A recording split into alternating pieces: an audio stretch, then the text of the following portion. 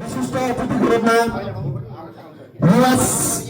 युवा समाजसेवी तथा टायर एक्सका सञ्चालक पासाङ शेर्पाज्यूलाई पनि विशिष्ट अतिथिको आसन ग्रहण गरिदिनु हुन अनुरोध गर्दछु। त्यस्तै गरी चलचित्र लेखन निर्देशन निर्माता तथा कलाकार प्रकाश सुब्बाज्यूलाई पनि अतिथि आसन ग्रहणको लागि हार्दिक अनुरोध गर्दछु। त्यस्तै गरी ऐतिहासिक चलचित्र सीमारेखाका वरिष्ठ नायक सानो बाबा सुब्बाज्यूलाई पनि विशिष्ट अतिथिको आसन ग्रहण गरिदिनु हुन हार्दिक अनुरोध गर्दछु। त्यस्तै गरी कालिम्पोङबाट चलचित्र निर्देशक तथा उहाँ सिङ्गर पनि हुनुहुन्छ राजु थापा मगरज्यूलाई पनि अतिथिको आसन ग्रहण गरिदिनु हुन हार्दिक अनुरोध गर्दछु।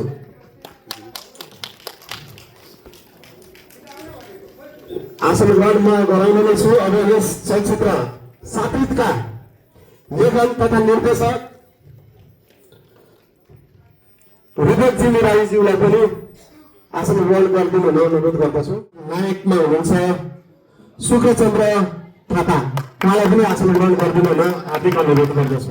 अन्य धेरैवटा चलचित्रमा पनि राम्रो सशक्त भूमिका एउटा टिचर गुरुको रूपमा म लिन्छु। उहाँ हुनुहुन्छ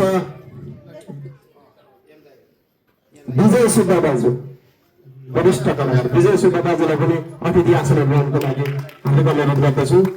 त्यस्तै गरी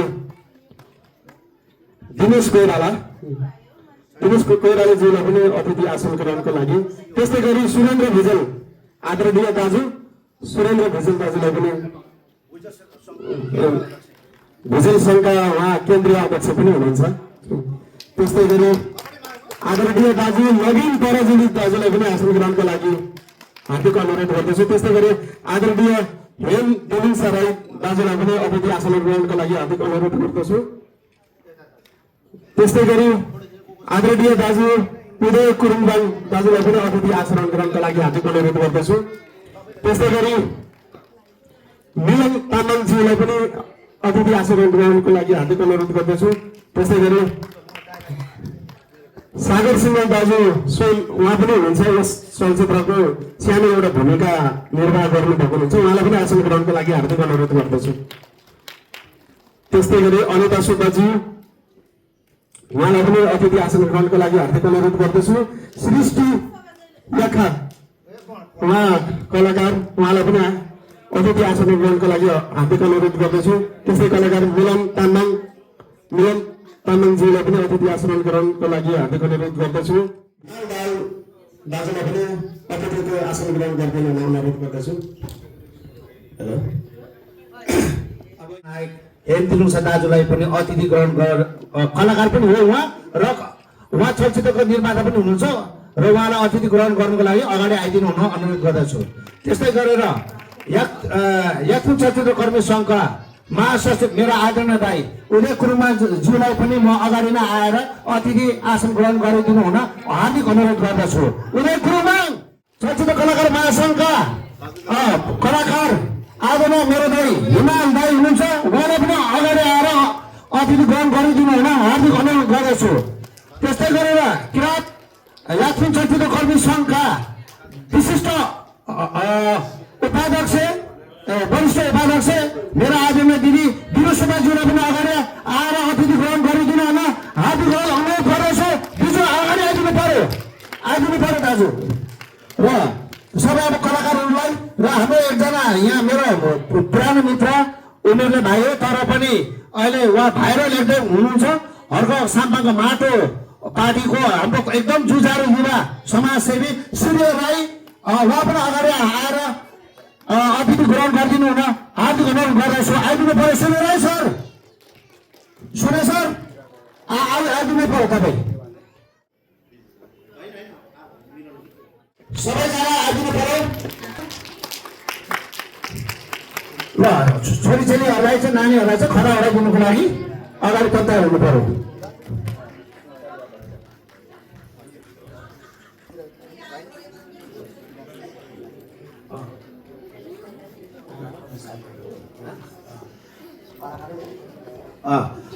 चलचित्रका कलाकार एकजना हुनुहुँदो रहेछ, मैले नाम यहाँ दिन पाएँ।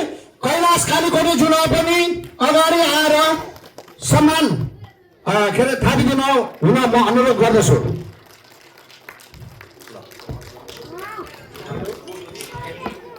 ल त्यस्तै गरी किरात याखा झुम्माङका सुनसरी अध्यक्ष रेवत देवान याख्राज्यूलाई पनि अतिथि आसन ग्रहणको लागि हार्दिक अनुरोध गर्दछु। यहाँ आएर खदा लगाई आसन ग्रहण गरिदिनु हुन अनुरोध गर्छु। दाजु यता आइदिनु न। हजुर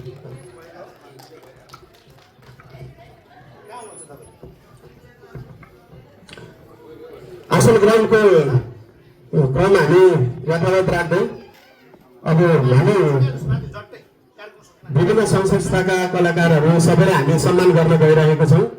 मेरो आदरणीय दाजु प्रकाश सुब्बा दाजुबाट वितरण गरिदिनु हुन अनुरोध गर्दछु। म नाम वाचन गर्ने नै छु। अब सबैजना आदरणीय पाहुनाहरूलाई आफ्नो यथास्थानमा बसिदिनु हुन अनुरोध गर्दछु। धन्यवाद दाजु, धन्यवाद आइदिनु भयो।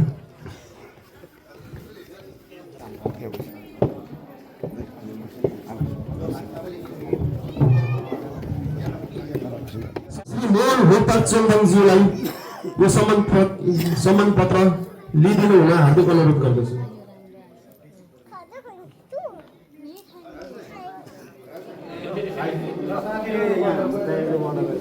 म पनि छिर्दिन्छु।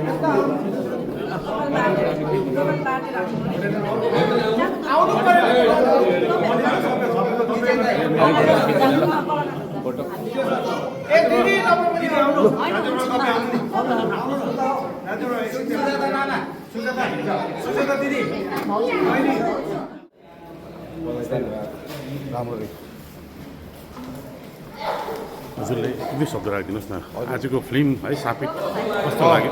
राम्रो रहेछ, जस ठिकै रहेछ, राम्रो लाग्यो। उहाँहरूले अब यतिको राम्रो फेरि एउटा चलचित्र पनि ठिकै हो। धन्यवाद। हजुरलाई कस्तो लाग्यो होला आज सापित फिल्म?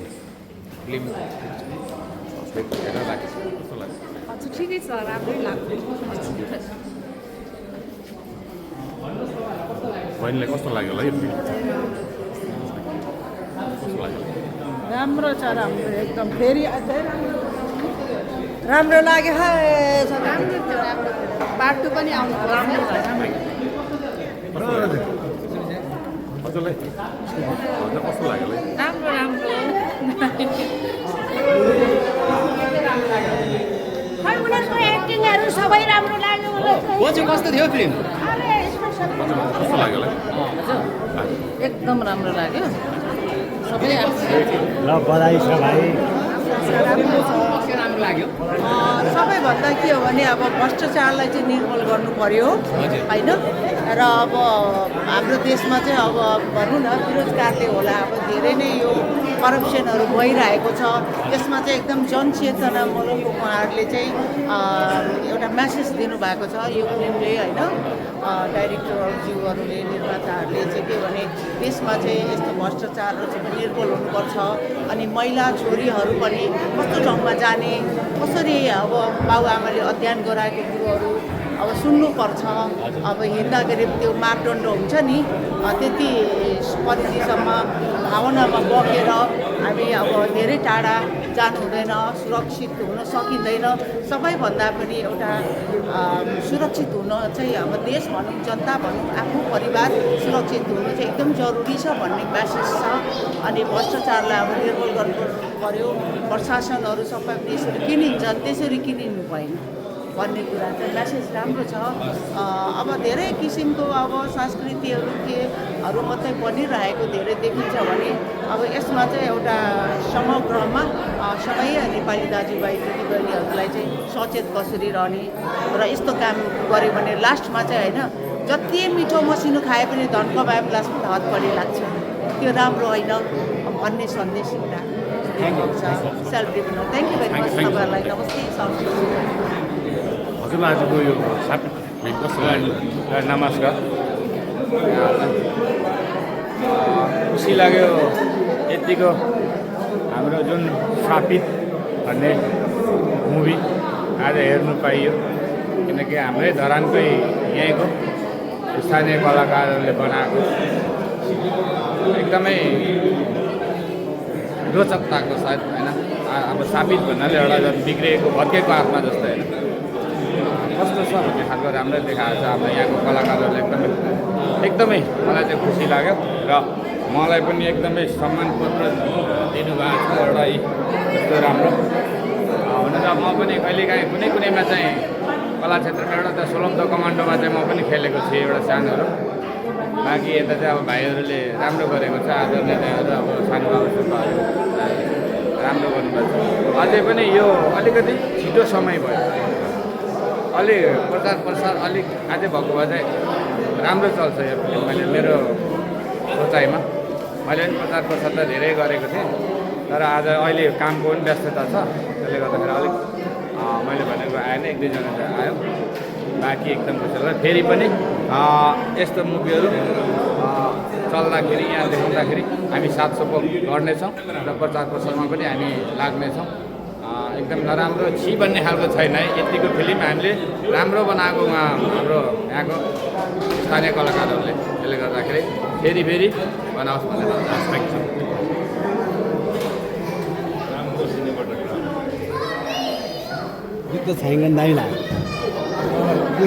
हाम्रो कपाल बाटेर हाम्रो है भोटे डन एकदमै बधाई छ तपाईँलाई एकदम गिली हजुर भाइलाई पनि बधाई छ